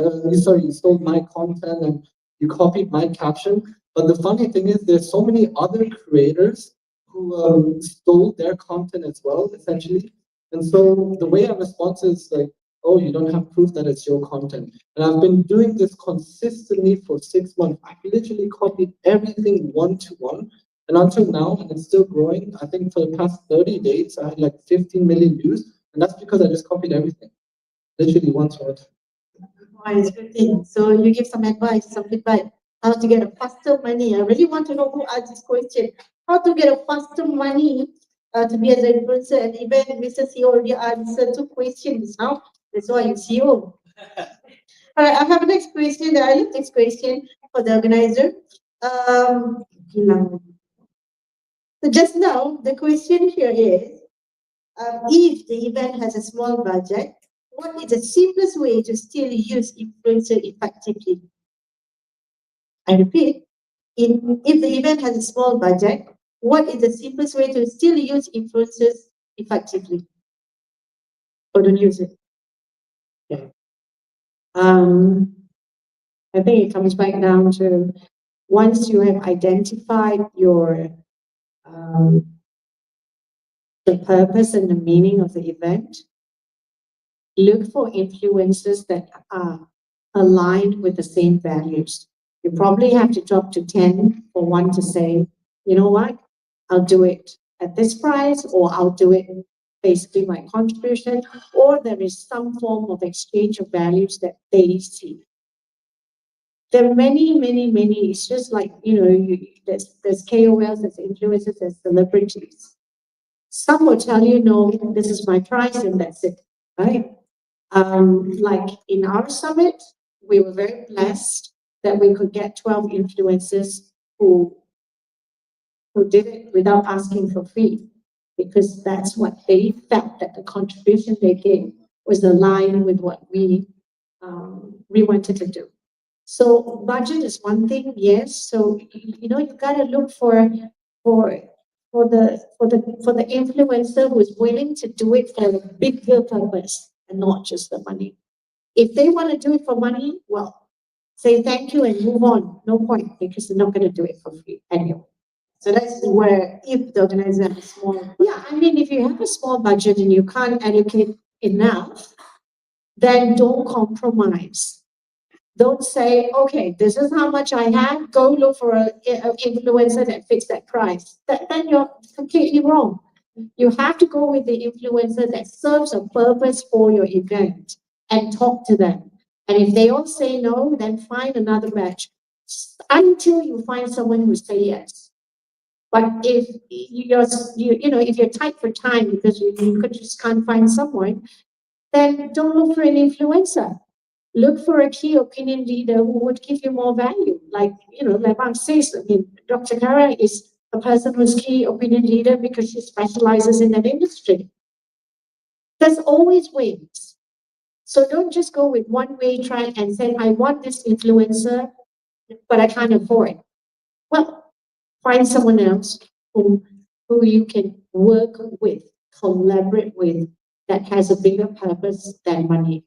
so it's kind of like finding the alternative, which is can give a more. It's not finding alternative. It's finding the right influencer that is aligned with what you want to do, and that influencer has a bigger purpose than money.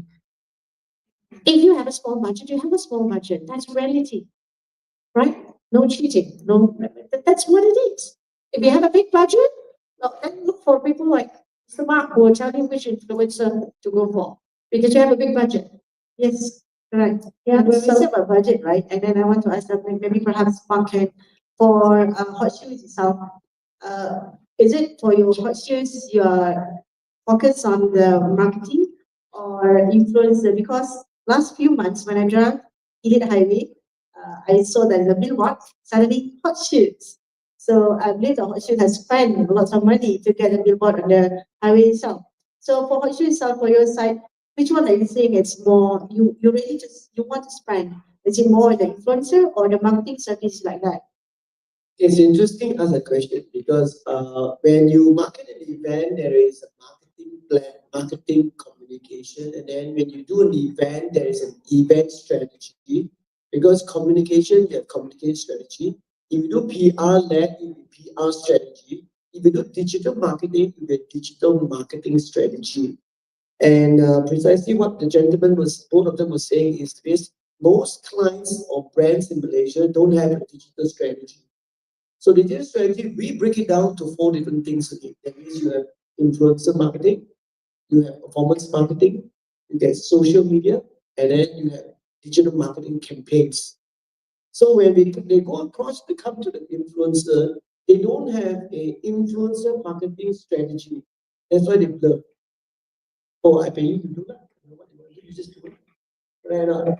So actually, they are lucky, right? Easy money, but they don't like it because I'm content creator. They don't like it, but it's still money. Betul tak? But it's not very good for the industry. I give you one example because I don't know what context was the question. I take a context for you for an exhibition. Most exhibition organizers do SEM, SEOs. Okay, you're sure you know what it is, right? So they will spend money on performance, online performance marketing, online advertising and things like that. So they have an event, right? But in the exhibition, they got exhibitors inside. And the exhibitors got money. They brought in a celebrity chef.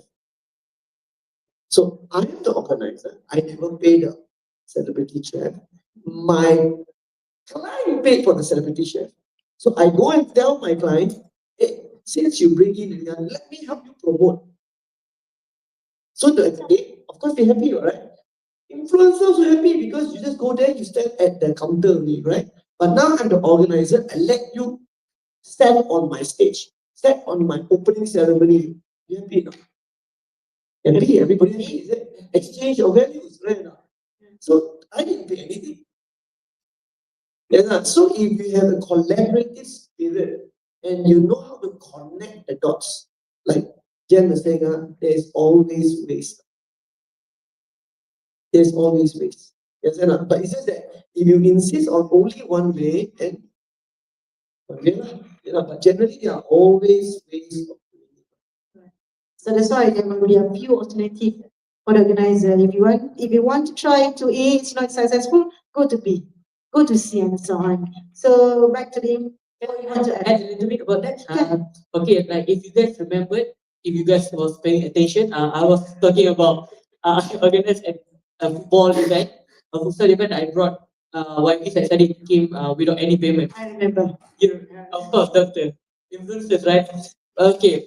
So if you remember that, for your information, YP Saturday bukanlah not really that pemurah for you to come and just play football for free. It was a football event, but at the end of the event, what YP Saturday was doing, because that event was not just play football with random kids. It was influencers versus KL City First 11, which is Malaysian Football League professional team. And when YP came there, after finishing the footballing session, he was handing out his contact details to, like even he got YP Saturday contact details now. So that event, all the influencers that came was not paid because I was the organizer and it was not small budget. It was no budget. Yeah, I don't have money. It's not small, it's no budget. Yeah, it's no budget. I didn't pay anyone. Everyone was collaboration. It was a full collaboration mode. Even the cameraman, the camera team was there just to be, I don't know, just want to be there. So everything is because of the KLCT. All the biggest venue there, all of them, YB Sasanic, the camera team, all came there just to see the first 11 of the Malaysian Football League team playing there. Oh, it's good. So if you can keep doing that, give me your contact because I got a lot of project that have no budget. I like the way you mentioned it's not small budget, but it's low budget. So meaning like another one more level. To him, no budget is no demand. To an event person, no budget, they love it, no, because they never stipulate the ceiling of the budget. No, no budget, that means anything also can. No. So to him, no budget means no money. I see, right? It's a good thing. It's a good thing. Okay, so just now, right? Okay, just now, I think when Jen shared the IG, it was on IG. But nowadays we know that previously, remember we have Friendster, long time ago. I don't want to say that I'm old, but a long time ago we have Friendster, right? And then now it's keep changing, which is Facebook and now Instagram, TikTok. So that's a question here asking that with the constant change in the IG algorithm, how do you try to stay updated and adapt your strategy accordingly? So maybe Julian or Mr. CEO, the influencer perspective. Okay, so basically for me, if you just want to keep updated, just basically just go search and see other top creators, what they post that works. For me, I always does that. Just see our competitors and see what they do great. We don't do great, we do better, we do the best. So what I meant by do the best is not try to copy them 100%. Try to put something about yourself. You know, try to put something. Sorry, bro. Sorry. But yeah, try to put something about yourself into the whole thing. And then you obviously as an influencer, you should know who's the best in your industry. For me, the best is not in Malaysia, it's in UK. So I always use them as references. And I will study what works in Malaysia and add a little bit of UK element into my video. And that is how I always keep updated with the algorithm. Is it a simple answer? Okay. So I'm sorry, Julian. all right. Okay. That's question. Yes. Sorry. So I can reword what Julian said. Okay. You don't have to copy, you model excellence. What CEO FIFA is saying, look for the ones who are doing great because you want to see what works, what strategy.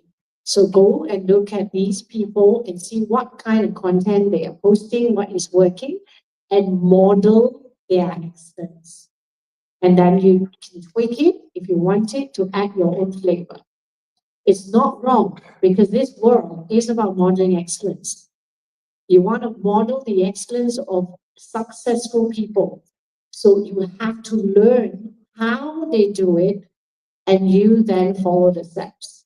Yeah. And do it like when you say, because you can model someone, but if you're not consistent, you're not going to get result, right? Because Julia did it, 6 months? Consistently model excellence 6 months. Obviously, you're going to get the result. So I think that's what they need to do, model excellence. What has changed? It's a good thing. But then just now, right, which one is actually more getting, views? TikTok or Instagram? No, well, in general, TikTok or Instagram?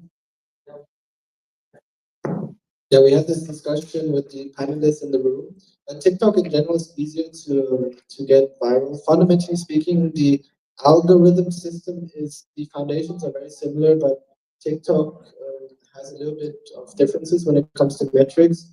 But in my opinion, TikTok is easier. Yeah. I think because of the video itself, and there's a button to share, repost or share something. Already? Okay. Okay, I have one more last question. It's a bit difficult to find last question. It's funny, this question. I can't take first step to make some action. What should I do to make action? I was like, what's the question? I can't take first step to make some action. What should I do to make action? Maybe perhaps this student who asked this question, you can ask me right now, because I also don't understand what the question here. So let's go. Oh, you know? Because I'm their age, so I know. Because I'm in their age, so So say, I know what it means. So the question, let me try to understand the question is, you don't know what to do, but you want to do something, correct? No. Correct. Am I right? Is that what it says? Yes, I can't take first step to make action. Some action. What should I do to make action? Yeah, take a first step. Yeah. Then they come from a dialogue.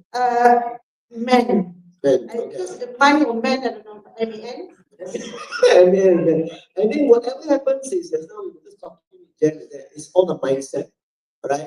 Whatever you want to do is very simple. Number one, you listen to the two gentlemen because they're making a lot of money. Rich. Right. So what they're saying was money, money, money, money. Then they come to a point, it's no longer money. It's no longer money. I would think differently. If you think money, money, money, because in my family there is someone in my family that has 800,000 followers. So I understand what it means. So it's really, really big followers, right, in my family, right? How it started was before. Crazy, just do for fun what you love. Then it became money. And then when you start making money, it becomes like that. Money, not the priority. Only rich people can talk like that one. You understand? Rich people, money is not everything. But when you have no money, you cannot talk like that. But to start to get the money, there's only two types of people, right? The people that does something and the people who don't do something, right? So if the people who don't do something, that's it. So if the people who does something, there's only two types of results. Got result? No result. So if you do something, the first side no result, finish story done. Got result? Only two things again. The first thing is good result, bad result. If bad result, you want to give up. If it's good result, you continue. So you take the first. I think Jen, you were talking about that. First thing you talk about is your mindset. But you have to be bold. Try lah. What have you got to lose? Nothing.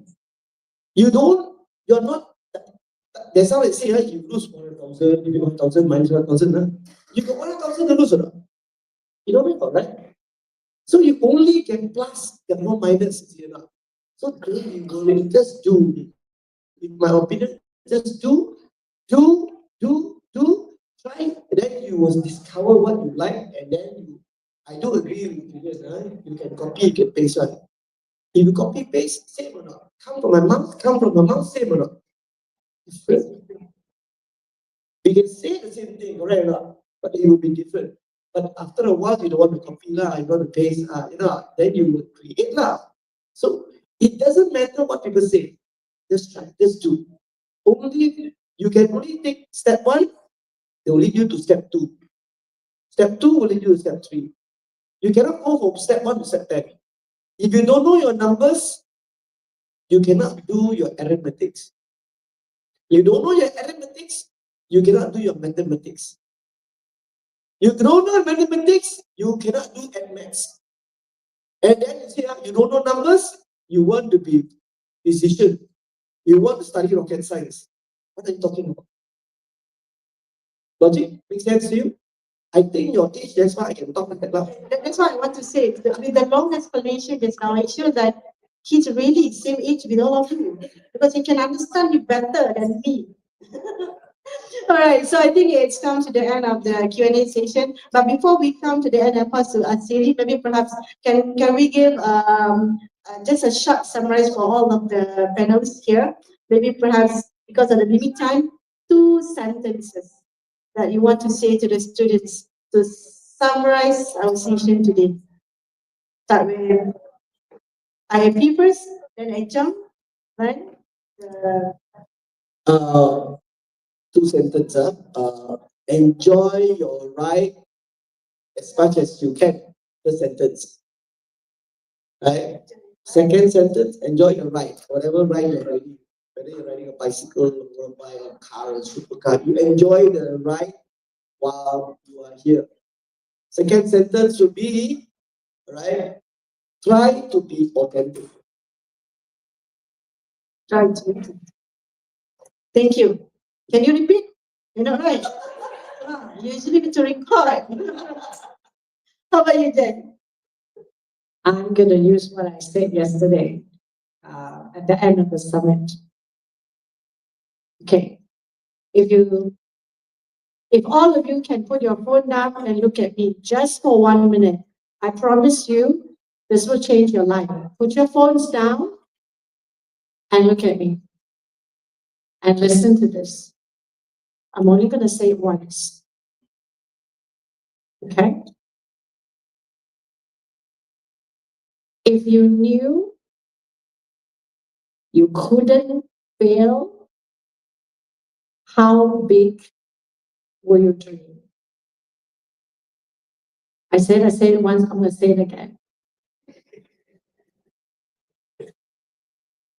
If you knew in life you couldn't fail, anything you do, you couldn't fail, how big will you dream?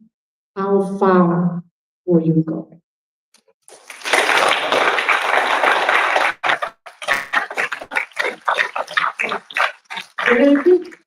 Yeah. How about you, Julian? Thank you guys for being here. Thank you for the organizers. You guys are dressed, by the way, really well. Thank you for the panelists. Thank you for the discussions. Thank you, Doctor, and also the lecturers here. And yeah, I just hope that some of the experiences you guys can take home and somehow benefit your life. Thank you. Thank you, Julian. All right. For me, the first one would be if you do something, don't just do it for the sake of doing it. Do it to be the best. And then second, whatever your dream is, don't forget to include God with you. Thank you. I also want to do my two sentence.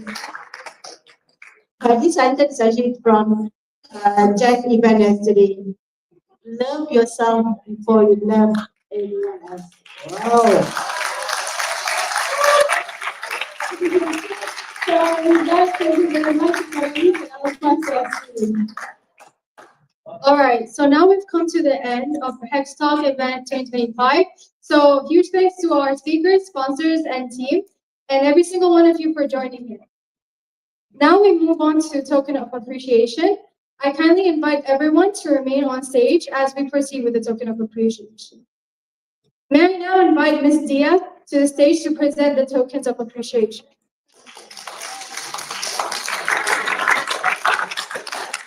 We would first like to express our appreciation to our moderator, Dr. Khairiah. Dr. Khairiah, please come forward to receive your token of appreciation.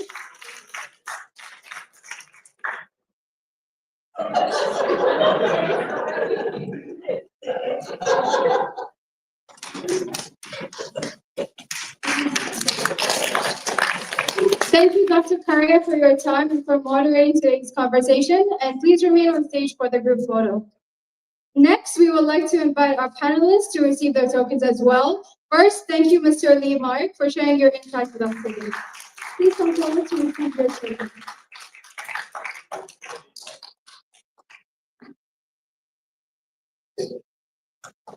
All right, please remain on stage for the group photo.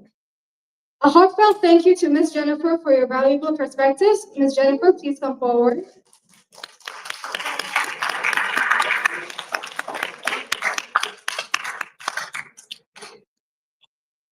And Ms. Jennifer, please remain on stage for the group photo. We would also like to express our appreciation to Mr. Julian for contributing to today's discussion.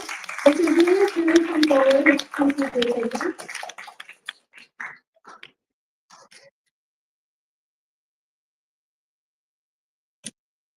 All right, thank you.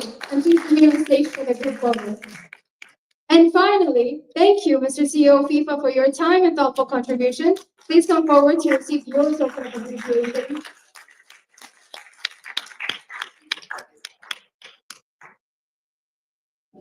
All right, thank you so much. And now, can I please ask for our panelists and moderator to stand up to have the group photo?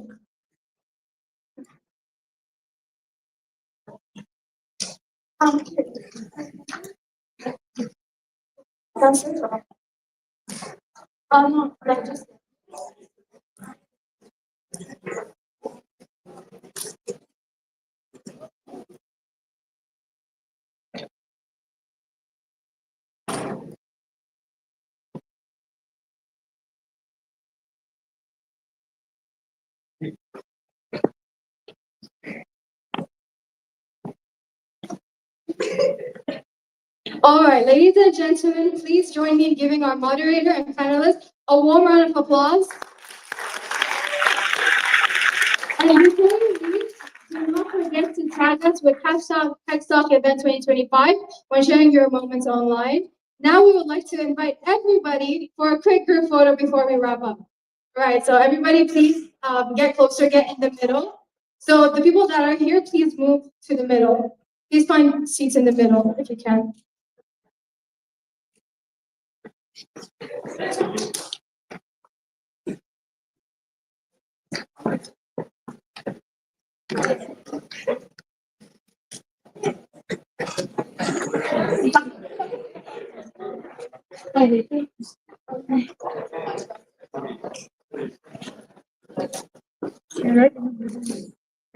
Hello.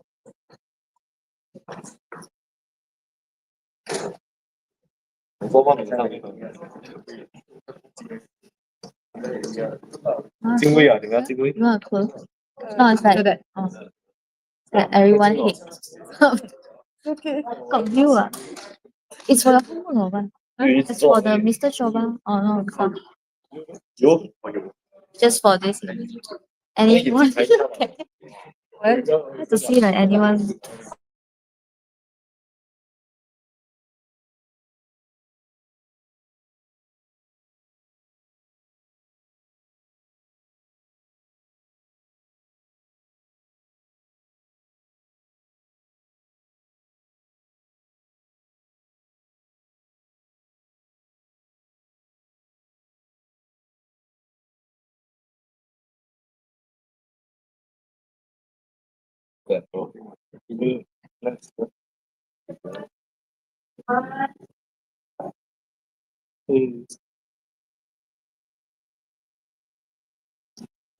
Please.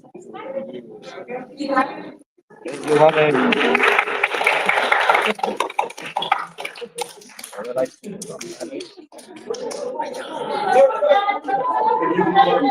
Wait, okay, so oh, what's so cute? hello. Rồi, các bạn xong rồi.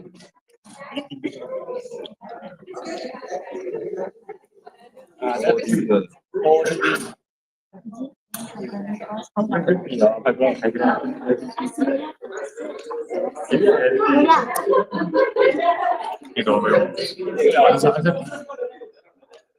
맞아요. 와, 좋아.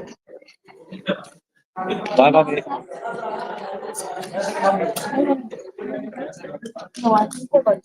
So, quick announcement. Thanks to our amazing sponsors, everybody gets a free snack today. You can grab yours just outside the venue and make sure to collect it before you get home.